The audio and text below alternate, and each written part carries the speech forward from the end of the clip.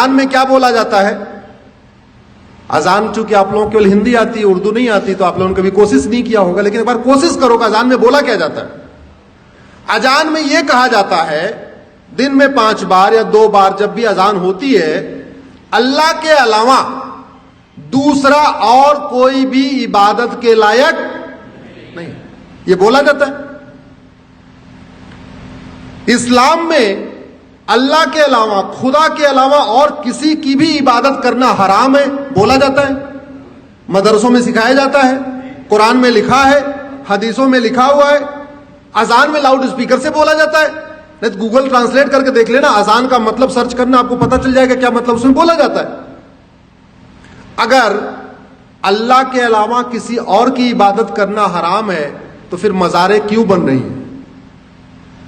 फिर दरगाहें क्यों बन रही हैं? उत्तराखंड में देखते देखते पूरे जंगल के जंगल मजार दरगाहें कहां से बन गई।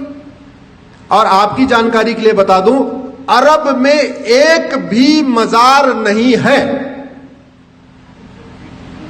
अरब में एक भी दरगाह नहीं है, और अरब में एक भी पक्का कब्रिस्तान नहीं है।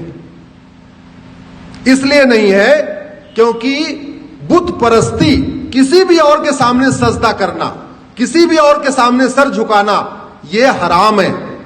अब मजार में लोग सर झुकाते हैं कि नहीं, दरगाह में झुकाते हैं कि नहीं, तो सब सवाल यह बनता है, जो कुरान अरब में है वही कुरान उत्तराखंड में है, वही कुरान हिमाचल में है, तो वहां अगर मजार हराम है तो भारत में हलाल कैसे हो गई?